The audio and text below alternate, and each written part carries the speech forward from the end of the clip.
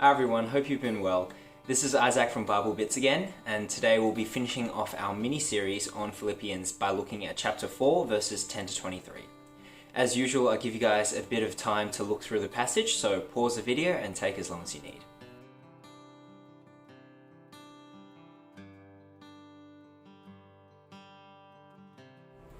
Starting from verse 10, we're greeted with this lovely picture of gospel partnership, as Paul rejoices in the concern the Philippians have shown toward him.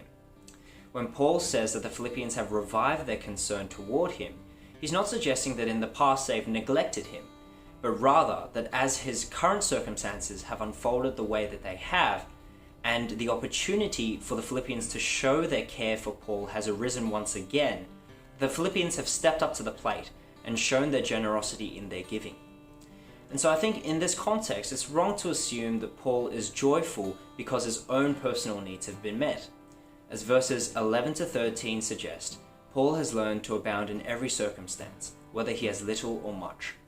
Paul trusts in the Lord to provide whatever he needs to complete his mission. And so it seems that Paul is rejoicing over the Philippians' concern for him for two main reasons. Firstly, it was good for them to share in his troubles. When no other church was willing to partner with Paul in giving and receiving, the Philippians were ready and willing, giving us a lovely illustration of gospel partnership. Secondly, Paul is also rejoicing because he knows that the Philippians' generosity will ultimately be to their credit. Regardless of how much they give or what the need was for Paul specifically, what matters is that they demonstrated their devotion to the Lord through showing care and concern for Paul and being generous in their giving. And in doing so, they offered a sacrifice to the Lord that was fragrant and pleasing in his sight.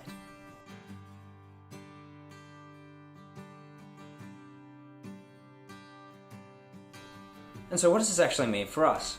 Well, I think that the key takeaway to get from this is the attitude with which we're supposed to view gospel partnership. Rather than seeing financial giving and other forms of giving as charity, a better way to look at things would be to see what we give as a pleasing sacrifice to God when it's given out of devotion to Him. The significance is not quantitatively how much we give, because we know that, as verse 19 says, God is more than capable of meeting every need. But rather, when we give generously out of our own hearts to ministries like churches, uni ministries, or missionaries, it is actually to our benefit and credit.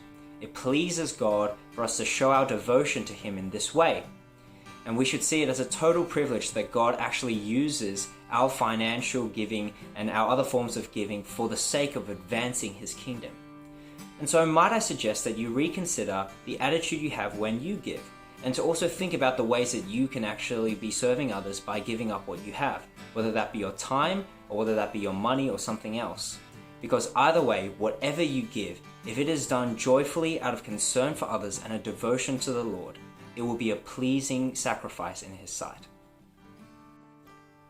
What a great way to wrap up Philippians as we finish up on chapter 4.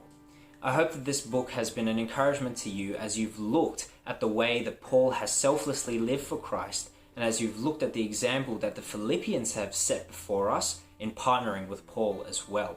I've certainly been challenged by this. As we look forward to Christmas and the holiday season, I hope to bring you guys some more gospel-centered content before we dive into our next series on 1 John. But until then, take care, have a lovely week, and I hope to see you soon.